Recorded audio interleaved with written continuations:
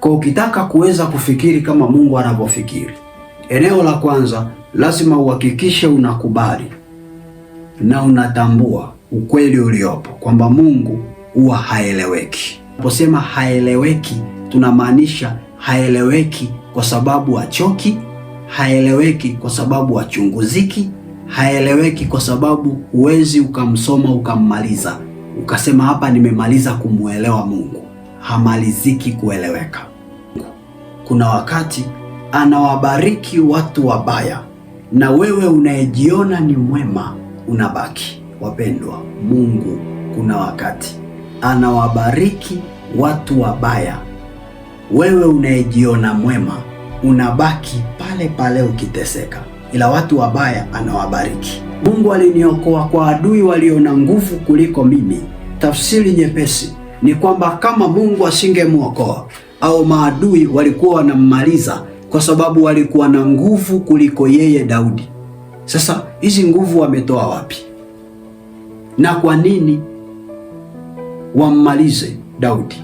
Ina maana Mungu ndio mpaji wa yote.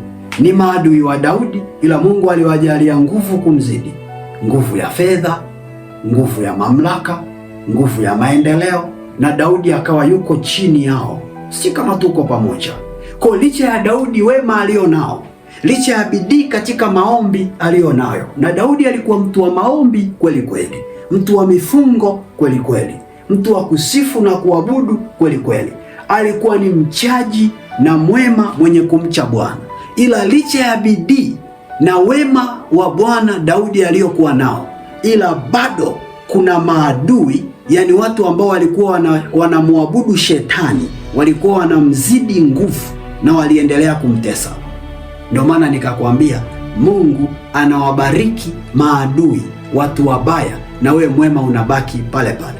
Sio kitu chepesi wapendwa, na unaweza ukajiuliza ni kwa nini, na mimi nitakujibu kwamba Mungu haeleweki. Yeye ndiye anajua kwa nini anafanya hivyo.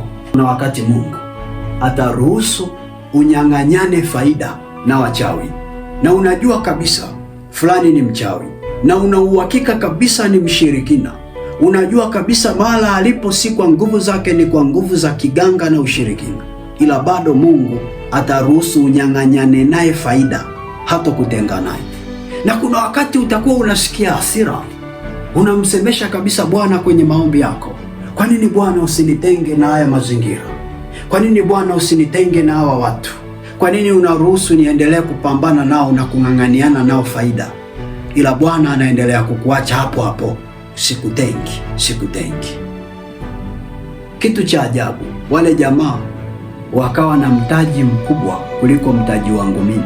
Kuna wakati ikafika naenda kuchukua vitu kwao kwa udhawani, ninaenda kuchukua vitu kwao. Nakumbuka kama sikosei, kuna wakati nilitaka hadi niende nikakope vitu kwao, ini hali wao ni watu wa miungu na mimi ni mtu wa Mungu aliye hai, lakini nataka nikakope kwao. Umeona hiyo? Na kuna wakati ilikuwa inanisumbua kwamba Mungu, mbona hamna mahala nimekosea? Mbona hamna mahala nimetenda dhambi? Mbona ninajitahidi kufanya kazi kwa bidii, lakini kwa nini unaruhusu hawa watu wa upande wa pili wanipite mpaka naenda kulia shida kwao?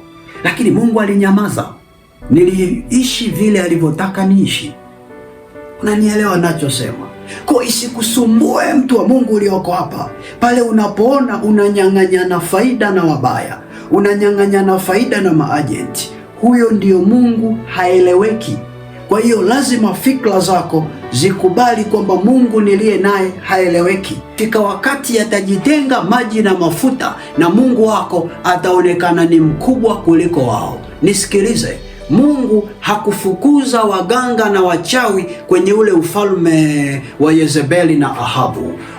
Mungu aliwaacha wachawi waendelee kuwepo, aliwaacha waganga waendelee kuwepo. Kwa Eliya anapotumwa na Mungu aende akasimame kama mtumishi wa Mungu kwenye zile nyakati, anga la eneo la akina Yezebeli lilikuwa limekamatwa na wachawi. Kwa hiyo Eliya anaomba, anga anafunga mbingu na anaombea lile anga, na wachawi nao wanaloga kwenye lile anga. Kwa Yeremia akajikuta, Eliya akajikuta ananyang'anyana wingu na wachawi. Kuna wakati wachawi wanamzidi ujanja, wingu linakuwa upande wao. Kuna wakati Eliya naye anawazidi ujanja, wingu linakuwa upande wake. Mungu akufukuza wale wachawi, mpaka Eliya alipokuja kugundua kwa nini Mungu amewaacha, na Eliya alipojifunza kufikiri kama Mungu anavyofikiri, akagundua kwamba Mungu amewaacha hawa wachawi wawepo, ninyang'anyane nao anga. Kumbe anataka ili awathibitishie mimi Mungu ni mkubwa na sio mdogo kama miungu yao. Ndipo Yeremia alipowaambia, njoni leo huko, iwekwe sadaka ya ndama, ikajulikane leo ni nani ni Mungu katika Israeli. Wakaanza kuweka misadaka yao, wakajenga na madhabahu yao, wakaanza kumwita Mungu wao. Eliya amekaa tu anawaangalia, wamemwita, Biblia inasema Mungu wao hakuitika. Akaanza kuwaziaki, labda Mungu amelala, mwamsheni. Ingekuwa ni zama za leo, Eliya angewaambia labda Mungu amezima simu, mtumieni meseji, akiamka aikute. Lakini baadaye ilipofika saa ya Eliya, rapakoriasaka, alipoweka tu moto namna hii, Biblia inasema alipojenga madhabahu, moto ulishuka ukalamba kila kitu, na wale wachawi waliokuwa wananyang'anyana naye faida wakajua yuko Mungu aliye mkuu kuliko Mungu wa Eliya, na tangu siku hiyo waliacha kunyang'anyana faida na Eliya, waliondoka wao, Eliya akabaki anapeta. Rapakoriasaka. Sijui Mungu anaongea na nani hapa, lakini Mungu ananisemesha kuna watu wanavuka. Nisikilize. Hata Isaka alipofika Gerali, Abimeleki alimwambia kwamba ondoka kwetu, una nguvu kuliko sisi. Kwa nini? Kwa sababu Isaka alinyang'anyana faida na Abimeleki, na Abimeleki aliponyang'anyana na kunyang'anyana faida na Isaka, akagundua kwamba huyu kijana sio wa kunyang'anyana naye faida. Hakika ana Mungu wake, ana nguvu kuliko Mungu wetu. Kijana, ondoka, tuachie nchi yetu. Kwa kuna wakati Mungu anaruhusu unyang'anyane nao faida ili wajue yeye ni nani kwao, wajue alivyo mkuu kwao. Usikatae kunyang'anyana nao faida, jifunze kufikiri kama Mungu anavyofikiri. Kubali kukaa hapo, unyang'anyane nao faida. Saa ya Bwana itakapofika, utajua kwa nini ulikuwa hapo, utajua kwa nini ulikuwa hapo, utajua kwa nini uliacha uangamizwe. Rapakoriasaka.